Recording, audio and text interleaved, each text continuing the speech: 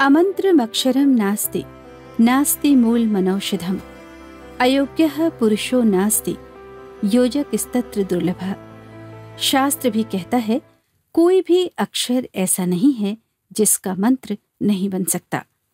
कोई भी वनस्पति ऐसी नहीं है जिसमें कोई औषधीय गुण न हो, और कोई भी व्यक्ति ऐसा नहीं है जिसमें कोई योग्यता न हो। केवल उनकी उपयुक्त योजना करने वाले योजक दुर्लभ होते हैं।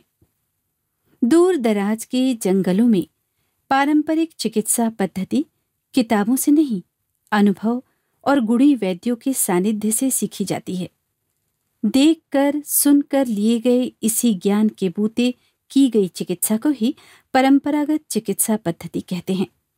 जनजातीय समाज जो आज भी वनौषधियों के बूते स्वास्थ्य लाभ पाते हैं, अपना सारा जीवन काल इन्हीं जीवनदायिनी वनस्पतियों की पूजा अर्चना में गुजार देते हैं।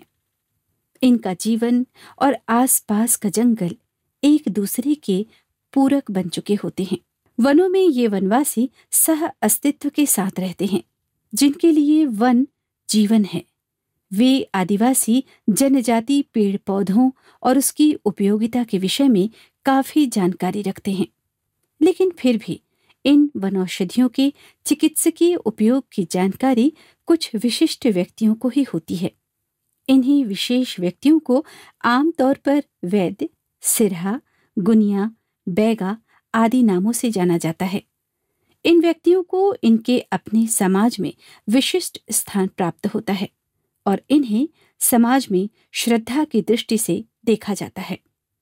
ये लोग या तो अपने परिवार के बुजुर्ग व्यक्ति से पीढ़ी दर पीढ़ी ज्ञान जानकारी प्राप्त करते हैं या किसी वैद्य को अपना गुरु मानकर ज्ञान प्राप्त करते हैं।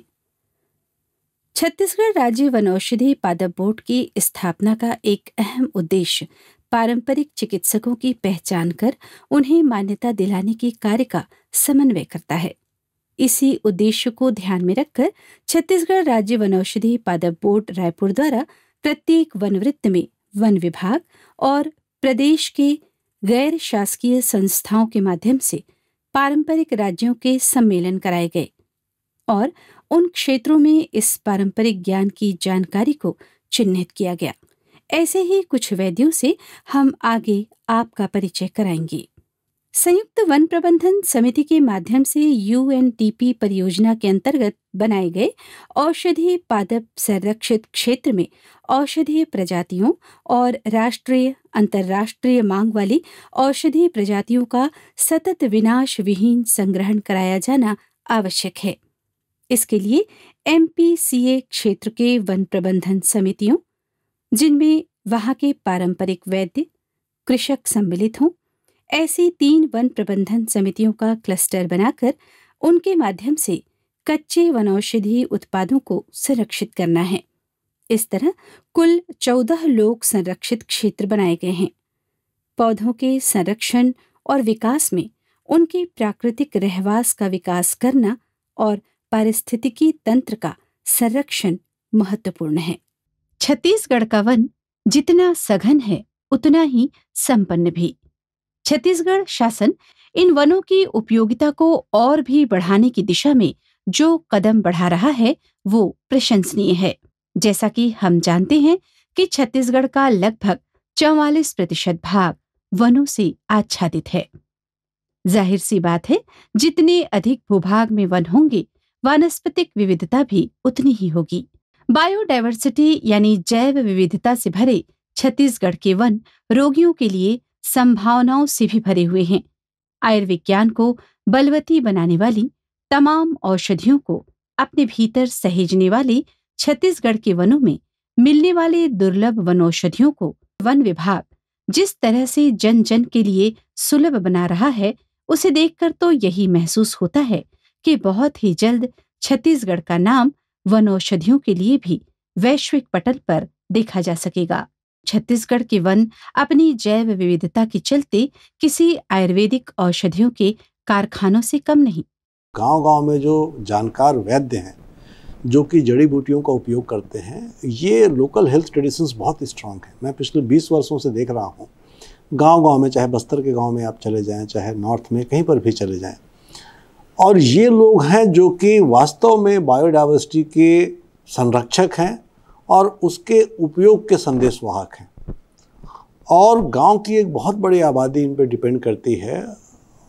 ट्रेडिशनल विजडम है, नॉलेज है और उसका उपयोग हो रहा है। तो ऐसे लोग हमारे लिए बहुत महत्वपूर्ण हैं, न केवल जड़ी बूटियों का संरक्षण करने के उद्देश्य से, बल्कि इस उद्देश्य से भी कि जो स्थानीय स्वास्थ्य परंपराएं हैं वो हमेशा चलें और उनका उपयोग हो और उससे लोग लाभान्वित होते रहें। स्थानीय स्वास्थ्य परंपरा को संजोए रखने के लिए इन वैद्यों को बढ़ावा देना एक जन उपयोगी कार्य मानते हैं, क्योंकि अप्रत्यक्ष रूप से एक बहुत बड़ी आबादी का स्वास्थ्य भार इन वैद्यों के कंधों पर होता है। शासकीय मदद से इन वैद्यों को मिलने वाले पक्के औषधालय को एक अच्छा कदम मानते हैं और इनका कहना है कि जंगल का जो टुकड़ा जिस तरह की वनौषधियों के लिए माकूल है, वहां उन्हीं वनौषधियों का रोपण किया जाना बेहतर होता है। जो फॉरेस्ट टाइप है वहाँ जिस तरीके की फ्लोरा है, कई प्रजातियां हैं जो कुछ एक पॉकेट में मिलती हैं, जैसे मान लीजिए कोरबा के जंगल हैं या बस्तर के जंगल हैं। हर जगह हर प्रजाति नहीं मिलती है। उनका डिस्ट्रीब्यूशन जो है जियोग्राफिकली अलग अलग ही है। इंफ्रास्ट्रक्चर भी बना के दिए हैं। आप छोटे डोंगर चले जाएं, आप फरस गांव चले जाइए, आपको बहुत अच्छे वनौषधालय मिलेंगे। आप धमतरी चले जाएं, कई वनौषधालय में तो लोगों के रुकने की भी सुविधा है और एक संस्थागत स्वरूप देने की कोशिश की गई कि जो छत्तीसगढ़ की जो लोकल हेल्थ ट्रेडिशंस हैं उसको हम एक इंस्टीट्यूशनल अरेंजमेंट दे सकें। बहुत वर्षों तक तो मानदेय भी दिया वैद्यों को ताकि वो काम को चालू कर सकें, मोटिवेटेड रहें, और ऐसी काफ़ी कोशिश की गई है। आयुर्वेदिक महत्व की वस्तुओं की बढ़ती मांग और खपत ने सबका ध्यान छत्तीसगढ़ के वनों की तरफ खींचा है और छत्तीसगढ़ का वन भी किसी को निराश नहीं होने दे रहा। आखिर क्या नहीं है छत्तीसगढ़ के जंगलों में जो जन जन की व्याधि दूर न कर सके। अडूसा, गिलोय, गुड़मार, कालमेघ, सतावर, एलोवेरा, स्टीविया, तुलसी, बच, पीपली, ब्राह्मणी, निर्गुंडी, हड़जोड़, सहजन, आंवला, हर्रा बहेरा, घृत कुमारी, अश्वगंधा, सफेद मूसली और भी बहुत कुछ। सच्चाई भी यही है कि मानव शरीर प्राकृतिक है तो उसका उपचार भी कुदरती ही होना चाहिए और लंबे काल तक वनों के साथ बने रहने वाले उनके सानिध्य ने तो बहुत से आदिवासियों को कुशल वैद्य भी बना दिया है। सघन वनों में बहुत से मौन आयुर्वेदिक अन्वेषण भी हुए हैं जिनका प्रयोग जानकारी और जागरूकता के अभाव में आज भी क्षेत्रीय ही रह गया है। वनौषधियों से गंभीर रोगों के उपचार की न जाने कितनी अनकही कहानियां होंगी जो कभी चर्चा न पा सकी, मगर अब वो बात नहीं है। छत्तीसगढ़ सरकार ने इस दिशा में पहल की है। छत्तीसगढ़ के वनों की जैव विविधता की मदद से विविध गंभीर रोगों से मुक्त कराने में दक्ष वैद्यों को ढूंढ निकाला है। दूरस्थ वनांचल में रहने वाले हमारे वैद्यजनों का दावा है कि ऐसा कोई रोग नहीं है जिसे वनौषधियों से साधा ना जा सके। वनांचल के वैद्य बताते हैं कि छोटी छोटी बीमारियों पर सवार होकर ही बड़ी बड़ी व्याधियां मनुष्य तक पहुंचती हैं। छत्तीसगढ़ शासन के प्रयास से स्थानीय वैद्यों की मदद से उन औषधियों की भली भांति जानकारी और उपलब्धता आसान बनाई जा रही है। शासकीय प्रयास छत्तीसगढ़ के सुदूर वनांचल के स्थानीय मगर अनुभवी वैद्यों को और भी ऊर्जावान बनाया है। इसके बहुत से उदाहरण प्रत्यक्ष आ रहे हैं, जैसे छुरा विकास खंड के ग्राम गोंदला बाहरा और मुड़ा गांव के खानदानी वैद्यराज रघुनाथ प्रसाद दानी द्वारा विभिन्न बीमारियों का इलाज नाड़ी देखकर वन औषधियों से किया जा रहा है। वैद्यराज दानी ने बताया कि पिछले कई वर्षों से दादा परदादा जंगली जड़ी बूटियों से इलाज करते आ रहे हैं और उसी को देखकर हमको भी जंगली जड़ी बूटियों का ज्ञान हुआ है और उसी ज्ञान से कई तरह की बीमारियों का वो इलाज करते आ रहे हैं। हर प्रकार की बीमारी के मैं इलाज करता हूँ। रायपुर से अस्पताल से थक थक आते ते मन मोर कराते इलाज हो ठीक होके जाते। वन विभाग का ऑर्डर दे मोला और नाड़ी देख करके इलाज करता हूँ। छत्तीसगढ़ के बस्तर के सुदूर वनांचल में रहने वाले वैद्य हेमचंद मांझी, जो मुख्य रूप से बच्चादानी कैंसर, स्तन कैंसर, ब्लड कैंसर, सिकलिंग, मिर्गी और गठियाबात का लगभग निशुल्क और निस्वार्थ इलाज करते हैं। समाचार पत्र और स्वस्थ हुए मरीजों की चर्चा के माध्यम से इनको जानने वालों की संख्या पहले ही बहुत थी, मगर अब शासकीय सहयोग ने इनके कार्य को और भी गति देने का काम किया है। जीविकोपार्जन के लिए कृषि पर निर्भर रहने वाला हेमचंद मांझी का 15 सदस्यीय परिवार जड़ी बूटी संग्रहण, निर्माण और वितरण के कार्य से जुड़े हुए हैं। इनकी सुविधा के लिए वन विभाग ने इनकी जरूरत की सभी जड़ी बूटियों का रोपण सुलभ स्थान में कर दिया है। हेमचंद मांझी जी को इन पौधों के परिपक्व होने का इंतजार है। वो हमारे पास ज्यादा करके कैंसर वाले आते हैं। कैंसर भी माने फर्स्ट या दूसरा स्टेज में रहने से वो जल्दी ठीक होता है, चौथा में आने से थोड़ा टाइम लगता है, बचने वाला बचता है न, चौथा वाले तो खत्म होता है। बच्चादानी कैंसर के लिए, स्तन कैंसर के लिए और ब्लड कैंसर के लिए, सिकलिन के लिए और मिर्गी के लिए, और ये दमासास, गठियाबाद, ये सभी के लिए आते हैं। तो रुकने की व्यवस्था कलेक्टर तरफ से एक बना दिए हैं, बैठने के लिए हाल और रुकने के लिए 2 कमरा। जंगल में मिलने वाले बिदारी कंद की एक प्रजाति, जिसे हेले कंद के नाम से भी जाना जाता है, उसकी मदद से लाइलाज सिकल सेल का सफल इलाज करने का दावा करने वाले बस्तर अंचल के जुगानी कलार विकासखंड फरसगांव के वैद्य राम प्रसाद निषाद, जिन्होंने फरसगांव और नारायणपुर दोनों ही स्थानों के वन औषधालयों को संभाला हुआ है। विज्ञान और चिकित्सा की नई विधाओं को भी भरपूर सम्मान देने वाले वनौषधियों से आयुर्वेदिक उपचार करने वाले वैद्य, जो अब तक छुप छुप कर और डर डर कर जड़ी बूटियों से लोगों को अपने अनुभव के आधार पर नवजीवन दिया करते थे, शासकीय सहयोग, संबल और अभयदान ने उनके भीतर गांव का प्राथमिक चिकित्सक होने का भाव जगा दिया है। वे एलोपैथ की दवाओं के साइड इफेक्ट से बचने का सबसे आसान उपाय आयुर्वेद को मानते हैं। एलोपैथ में मैंने देखा अधिकांशतः बहुत हाई लेवल की दवाएं होते हैं, जिससे फायदा तो होता ही है, और कई कई पेशेंटों को इम्यूनिटी पावर की कमी के कारण मैं समझता हूँ, क्योंकि मनुष्य शरीर में समस्त रोगों से लड़ने के लिए इम्यूनिटी पावर चाहिए। ये इम्यूनिटी पावर जिसका कमज़ोर है, उनका कभी कभी ये दवाओं के साइड इफ़ेक्ट ऐसा होता है कि लीवर को ख़राब कर देता है, किडनी को ख़राब कर देता है, लंग्स तक के ख़राब करने की स्थिति आ जाता है। तो मेरे को फ़र्क यही दिखा। और हमारे यहाँ ये जो परंपरागत जड़ी बूटी है, यह शास्त्रोक्त हमारा इलाज है, इसके द्वारा अभी तक के मैंने किसी प्रकार के कोई साइड इफ़ेक्ट नहीं देखा है।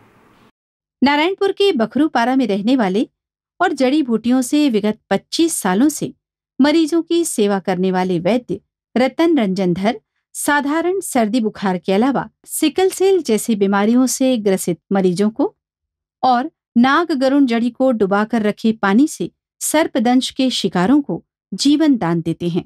इनको पूरा पूरा विश्वास है कि वात, पित्त, कफ के संतुलन का बिगड़ना ही किसी बीमारी के रूप में सामने आता है। हमारे नारायणपुर का यह वर्तमान उनका वॉलंटियर मेला चल रहा था। हर माह उनका करीबन 80,000 रुपया खर्च होता था। टीचर है वो, और उस गुड़िया का उम्र करीबन 20-22 साल है, और आज भगवान की कृपा से 5 महीना मेरा इलाज चल रहा है। उसको कभी ब्लड चढ़ाने की आवश्यकता नहीं पड़ा। कोई योग्य शिष्य मिल जाए तो वैद्य रतन रंजन धर अपनी पारंपरिक उपचार विद्या को उदारतापूर्वक हस्तांतरित करना चाहते हैं। मैं इस ज्ञान को एकदम दिल खोल के, अगर ऐसा कोई सीखने वाला स्टूडेंट मिल जाए या कोई चेला बन मिल जाए, है ना, मैं सभी को केवल अपने तक सीमित रखना नहीं चाहता हूँ। इस ज्ञान को मैं चाहता हूँ विश्व के घर घर पहुँचे। जितने आत्मविश्वास से पारंपरिक वैद्य वनौषधियों का गुणगान करते हैं, उसी परंपरागत उपचार से टूटी हड्डी और मोच को जंगल की जड़ी बूटी के लेप से पूरी तरह ठीक कर लेने में समर्थ बस्तर अंचल के ग्राम साहकट्टा के वैद्य टिकेश्वर जैन वैद्यों को मिलने वाले शासकीय सहयोग से आकंठ प्रसन्न हैं। मिलते बहुत दूर दूर जाए पड़ते, दवाई उसका जब जड़ को खड़ना है तो पेड़ तो मरना है नहीं, छोटे छोटे पेड़ होते, बड़े बड़े भी होते कोई तो कर दवाई नहीं मिले, दूर दूर जाए पड़ती। पुला थनोरा फिर सुखा के कूटने के बाद फिर लेप बना के फिर लगा तन मोच हो या टूटे हड्डी हो जुड़ जाती। 20 दिन के बाद आदमी चलाना चालू करते, 20-21 दिन के बाद बैसाखी में। उसके बाद तीसरा चौथा पट्टी के बाद फिर चलना चालू कर देते हैं भाई। बस्तर अंचल के जुगानी गांव में परंपरा से वनौषधि और जड़ी बूटियों से महिला जनित रोगों का विशेष उपचार करने वाली महिला वैद्य दसू मंडावी भी उसी शासकीय खोज का नतीजा है, जो पारंपरिक वैद्य को गौरवान्वित करता है। जति महिला मन के रोग है, सफेद पानी है, एमसी कर रुके रहते हो, फिर पेट दर्द होते का वो मन देते। स्थानीय लोगों को स्वसहायता समूह बनाकर वन धन विकास केंद्र से जोड़ने का काम न सिर्फ वन औषधि को बढ़ावा देने वाला, बल्कि वनों पर आश्रित रहने वालों के हाथ को काम देने का भी एक शासकीय प्रयास है। वन धन विकास केंद्र से जुड़कर बहुत से स्वसहायता समूह वनौषधि संग्रहण, प्रसंस्करण और वितरण का काम बहुत कुशलता से कर रहे हैं। हम लोग ये जड़ी बूटी का काम करते हैं। ये पूरा जड़ी बूटी है, ये सब लाया हुआ है, जंगल से एकत्रित करके लाए हैं। ये करंज बीज है, ये अमलतास का पत्ता है, ये चिटचिट्टा का है, ये है बेहड़ा आंवल, ये है हर्रा का, इसको बीजा निकाले हैं। वो निर्गुंडी का पत्ता है, इसमें से पूरा इसमें तेल बनाते हैं, इसका सोमराजी तेल है जो। ऐसे ही कोरबा जिला के गांव अलगी दांड के वैद्य शरीर में हो सकने वाली तमाम व्याधियों का सफल उपचार करते हैं। उन बीमारियों में वे बीमारियां भी शामिल हैं जिसे कभी कभी एलोपैथी चिकित्सा विज्ञान भी लाइलाज मान बैठता है। बहुत सी बीमारियां तो इनके मसाज विधि से भी तिरोहित हो जाती हैं। हमारे पूर्वजों ने जड़ी बूटी इलाज हमको सिखाए हैं और उस जड़ी बूटी को हम लोग सीखकर हम लोग यही इलाज पानी कर रहे हैं और आने वाला पीढ़ी के लिए बाल बच्चा को हम लोग सिखा रहे हैं और सिखाकर उनको कूटना, पीसना, जड़ी बूटी बनाना, कैसे इलाज करते हैं, कैसे मसाज करते हैं और मसाज कराना सब बाल बच्चों को अपने सिखा रहे हैं। वैद्य विशारद, उपवैद्य और आयुर्वेद रत्न की उपाधि से सुसज्जित लोमस कुमार बच्च भी उपचार का काम परंपरागत रूप से कर रहे हैं। इन्होंने आयुर्वेद का ज्ञान पीढ़ियों से भी लिया और पढ़ाई से भी। इनके हाथों में और तजुर्बे में भी वही जादू है जो रोगों को दूर भगा देता है।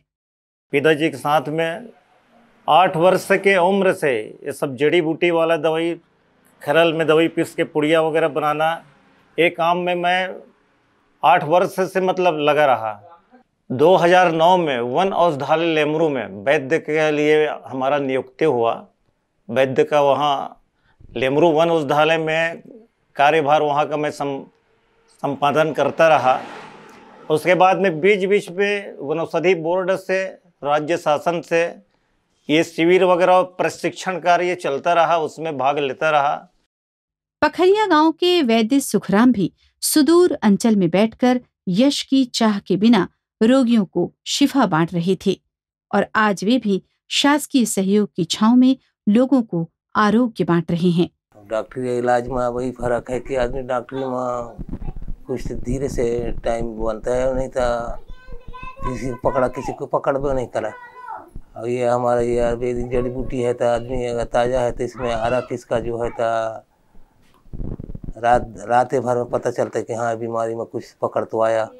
वैद्यों को चिन्हांकित कर उन्हें शासकीय सहयोग से जन जन तक सुविधाजनक और भयमुक्त उपचार का बंदोबस्त करके छत्तीसगढ़ शासन ने मरवाही क्षेत्र के थाड़ पथरा गांव के वैद्य सुमेर सिंह की कहानी थोड़ी अलग सी है। ये परंपरागत रूप से आयुर्वेद के प्रशंसक और उपासक कभी नहीं रहे। एलोपैथी दवाओं से इलाज हो ऐसी संस्था में जीवन भर काम किया, मगर जब स्वयं को हुए मलेरिया का उपचार एलोपैथी में नहीं आयुर्वेद में पाया, तब इनकी मनोदशा और दृष्टि बदली। आज इनके पास दूर दूर से हर बीमारी के आयुर्वेदिक इलाज के लिए मरीज आ रहे हैं। पहले शुरू में तो स्वास्थ्य विभाग में काम करता था, 2-2.5 साल तक काम किया। उसके बाद हमको मलेरिया बुखार हुआ तो 3 साल तक मलेरिया हमको नहीं हटा। आँख अंधा हो गया, आँख में हम तो पढ़ने लिख नहीं सकते थे, वो दवा के चलते 12 क्लोरोक्विन, क्लोरोक्विन क्या के मैंने 3 साल तक बिताया। मरने के समय भी आ जाता रहा, लेकिन हमारा मलेरिया ठीक नहीं हुआ। तो मैं इसी गांव में, एक क्योंकि गांव ग्राम है, वहाँ एक बुढ़ा बाबा से मिला। मेरे पास बहुत ढोल रहे, तो देखने के लिए आया। तो मैं कहूँ, बाबा मेरे को बुखार नहीं छोड़ता है, मैं क्या करूँ? कहता, बेटा ले 3 खुराक खा ले। जब 3 खुराक दवा खाया तो आज दादाजी हमको आज 30-40 साल हो गए, हमको बुखार ही नहीं आ रहा है। छत्तीसगढ़ की राजधानी रायपुर के वैद्य परामर्श केंद्र पंडरी में सुदूर अंचल के जाने माने अनुभवी वैद्य हफ्ते में 3 दिन सेवा दे सकें, ऐसी शासकीय व्यवस्था भी रखी गई है, जिससे आयुर्वेद में आस्था रखने वाले शहरी जन भी अनुभव का लाभ ले सकें। जंगल में ही छुपा हुआ है एक निरोग जीवन। छत्तीसगढ़ राज्य औषधि पादप बोर्ड और वन विभाग इन्हीं अवधारणाओं को बल देता हुआ आगे बढ़ रहा है। छत्तीसगढ़ के बायोडायवर्सिटी से भरे वनों में मानव देह की कायाकल्प कर सकने की जितनी भी क्षमता है, उसे जन जन तक लाने के प्रयास में जुटा छत्तीसगढ़ वन विभाग और व्यापक तौर पर जनहितकारी बनाने का ये प्रयास वो कारवां है जिसकी मंजिल में हर तरफ हरितिमा होगी और सारे देह निरोगी होंगे।